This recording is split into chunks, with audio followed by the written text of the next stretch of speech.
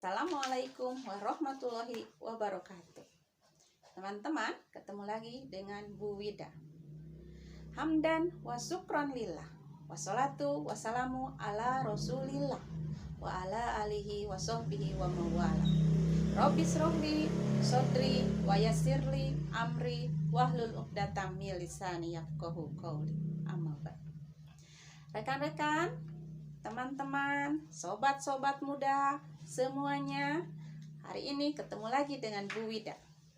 Sedikit sharing hari ini yaitu tentang hidayah. Apa sih hidayah? Hidayah itu sebenarnya apa sih? Nah, sebelum kita tahu apa itu hidayah, ada satu contoh dulu nih. Malahan dua contoh. Pasti teman-teman pernah mendengar ataupun teman-teman pernah mengajak rekan-rekannya yang sedang ngumpul-ngumpul tuh, sedang main gitar apa segala macam. Teman-teman mau pergi ke masjid, hai bro, ke masjid yuk.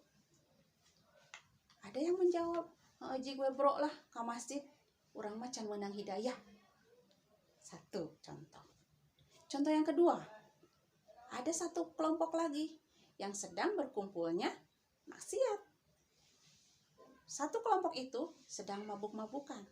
Ada satu rekannya yang ngajak, hei bro, erek iraha atuh eureun mabok wae pagawean teh, geura eureun atuh mabok. Sobat itu dia bilang, bro kumaha atunya urang mah can menang hidayah. Nah, dari dua contoh kasus itu, sebetulnya apa sih hidayah teh? Mungkin teman-teman ada yang sudah tahu, ada juga yang belum tahu. Yuk kita sama-sama sharing ya. Hidayah, apa itu hidayah? Hidayah ya asal katanya hada yahdi hidayatan wahidan. Artinya memberi petunjuk atau yang menunjukkan. Sobat, rekan-rekan, teman-teman, hidayah dalam pengertian pasif, hidayah itu bentuknya diam. Atau dalam bahasa Sunda, hidayah itu bentuknya cicing. Disinilah manusia perlu menjemput hidayah. Dari dua tadi, contoh kasus tadi, mungkin teman-teman sudah bisa memahami setelah teman-teman tahu bahwa hidayah itu bentuknya adalah diam. Nah, sekarang kita lanjut. Apa saja sih unsur-unsur hidayah teh? Satu, unsur hidayah yaitu petunjuk yang disampaikan langsung, disampaikannya dengan lemah lembut. Tidak ada yang memberi petunjuk hidayah teh. Misal, kita kena pada contoh kasus yang tadi. Yang duluan aja bro ke masjidnya, aku belum dapat hidayah. Nah, yang tadi nggak mungkin kan teman-teman bilang langsung menyampaikan petunjuk itu langsung. Tebalai gimana mah bro, diajak kanu bener, diajak kanu ke surga tapi embung wae. Bukan, itu bukan termasuk unsur hidayah. Karena petunjuk itu disampaikan langsung dan disampaikannya dengan lemah lembut. Mungkin teman-teman bisa berkatanya seperti ini. Ketika ada rekan kita yang diajak pergi ke masjid, akhirnya dia menolak, kalian bilang, oh ya bro, mungkin besok ya bro, kamu mau ke masjid dengan aku? Yuklah sama-sama kita ke masjid. Nah, itu kan bahasanya lebih halus, dengan lemah lembut. Yang kedua, hidayah diberikan oleh Allah kepada siapa yang mau berusaha memahami yang terjadi di dunia ini.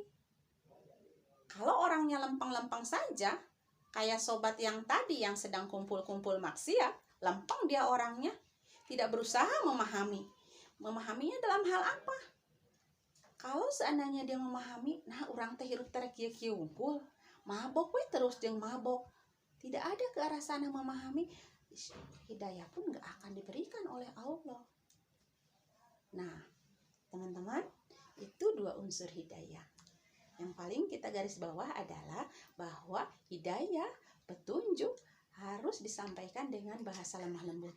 Tidak ada dari sananya kita menyampaikan hidayah dengan kasar, makin dengan kata-kata yang buruk, kata-kata yang kasar. Itu tidak ada, itu namanya bukan hidayah. Nah, teman-teman, menurut Wahbah Al-Juhaili, hidayah dibagi menjadi dua. Yang pertama adalah hidayah yang mudah dipahami akal manusia biasa. Ini ada dalam Quran surat Al-An'am ayat 78, yaitu kisah tentang Nabi Ibrahim yang mencari Tuhannya. Coba teman-teman buka Al-Quran surat Al-An'am ayat 78. Yuk kita baca sama-sama yuk. A'udzu billahi minasyaitonir rajim. Bismillahirrahmanirrahim. Falamma ra'as syamsa bazighatan qala hadza rabbi hadza akbar. Falamma afalat qala ya qaumi inni bari'um mimma tusyrikun. Yang artinya, kemudian ketika dia melihat matahari terbit, dia berkata, inilah Tuhanku, dia lebih besar. Tetapi ketika itu juga, ketika matahari terbenam, dia, yaitu Nabi Ibrahim berkata, wahai kaumku, sungguh aku terlepas dari apa yang kamu persekutukan. Nah, dari ayat ini, teman-teman bisa pahami. Ini mudah dibaca secara logika, secara akal manusia biasa. Seperti apa? Jelas. Pada saat itu, dalam proses pencarian Tuhannya, Nabi Ibrahim melihat, karena kata kaumnya, Tuhannya pada kaum Ibrahim pada saat itu menyembah matahari, mengakui, oh, dalam proses pencarian Tuhan Nabi Ibrahim terus mencari-cari, mana sih Tuhan teh? Sementara itu ayahnya sendiri pembuat berhala. Setelah Nabi Ibrahim menghancurkan berhala-berhala di tempat peribadatannya, dan Nabi Ibrahim tidak yakin, masa Tuhan seperti ini? Akhirnya dia terus mencari. Nah, ketemu dengan ayat ini. Ada matahari, lihat. Oh, iya meureun cenah Tuhan teh, saur Nabi Ibrahim teh. Oh, mueuhnya ada ieu teh. Besar, matahari teh besar. Tadi dalam Al-Quran dikatakan, inilah Tuhanku, ini lebih besar ka matahari teh. Tetapi ketika sore matahari terbenam, Ibrahim mikir, akalnya berpikir secara akal manusia biasa, dia berkata, nah Tuhan teh isuk-isuk aya, hari sore eueuh, kumaha lamun urang butuh Tuhan ti peuting, meureun Tuhanna eueuh. Ah, lain pokona mah, matahari teh lain Tuhan. Sampai dalam Al-Quran tadi dikatakan, wahai kaumku, sungguh aku terlepas dari apa yang engkau persekutukan.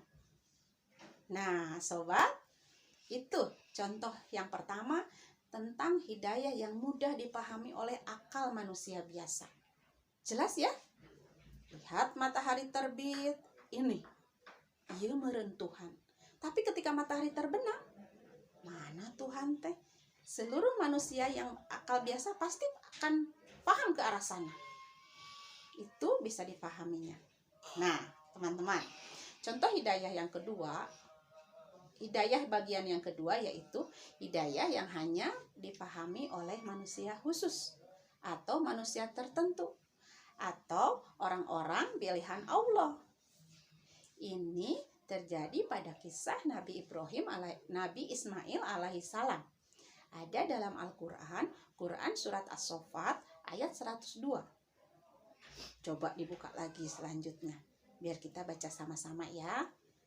Teman-teman, sudah kalian ambil mushafnya. Coba dibuka Quran surat As-Saffat ayat 102. Ini tentang hidayah yang hanya bisa dipahami oleh manusia pilihan Allah. Kisah Nabi Ismail alaihissalam. Yuk kita baca sama-sama ya. Bismillahirrahmanirrahim. Falamma balagha ma'ahus sa'ya. Qala ya bunayya inni ara fil manami anni adbakhuka fangzur madza taro. Qala ya abatif al maru satajiduni insyaallah minas sobirin. Yang artinya, maka ketika anak itu sampai pada umur sanggup berusaha bersamanya, Ibrahim berkata, "Wahai anakku, sesungguhnya aku bermimpi bahwa aku menyembelihmu. Maka pikirkanlah bagaimana pendapatmu." Kemudian Ismail menjawab, "Wahai ayahku, lakukanlah apa yang diperintahkan Allah kepadamu. Insya Allah engkau akan mendapatiku termasuk orang-orang sabar." Nah, teman-teman, dari arti Quran surat As-Saffat ayat 78 tadi, coba diperhatikan. Teman-teman bisa memahami nggak sedikit? Hanya orang-orang pilihan Allah yang diberikan hidayah ini. Ismail memang betul-betul pilihan Allah. Dia belum menjadi nabi, tapi memang dipilih oleh Allah untuk menerima hidayah ini. Ketika ayahnya katakan, "Wahai anakku, bahwa aku bermimpi menyembelihmu," Ismail betul-betul bisa memahami, menerima itu dengan hidayah yang dipilih oleh Allah. Ismail tanpa ragu-ragu lagi langsung menjawab, "Wahai ayahku, lakukanlah apa yang Allah perintahkan padamu. Insya Allah engkau akan mendapatiku termasuk orang-orang yang sabar." Nah, coba dipikir oleh teman-teman semuanya. Mungkin seandainya hidayah itu diterima oleh orang biasa, manusia yang punya akal biasa-biasa saja, tidak jauh-jauh lah, diterima oleh kita saja sebagai manusia biasa, diterima oleh teman-teman saja. Ketika ayah di rumah katakan, tiba-tiba ayah katakan, "Dek, kadia dek, wahai anakku, dek, tadi malam ayah bermimpi. Ayah bermimpi menyembelih kamu. Ayah diperintahkan oleh Allah menyembelih kamu."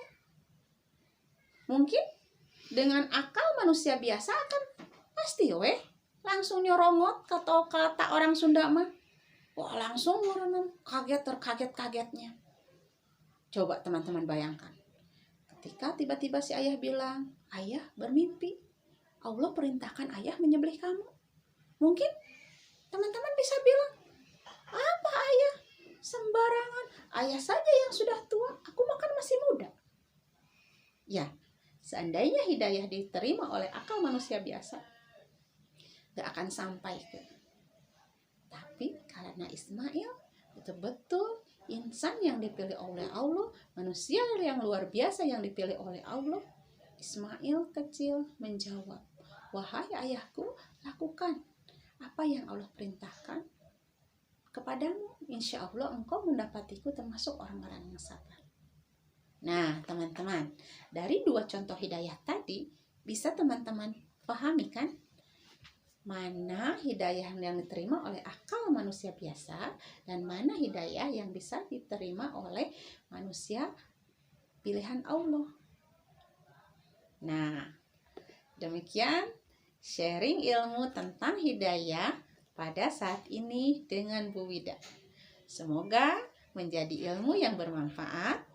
Mohon maaf apabila ada kesalahan. Wallahu muwaffiq ila aqwamit thoriq. Wassalamualaikum warahmatullahi wabarakatuh.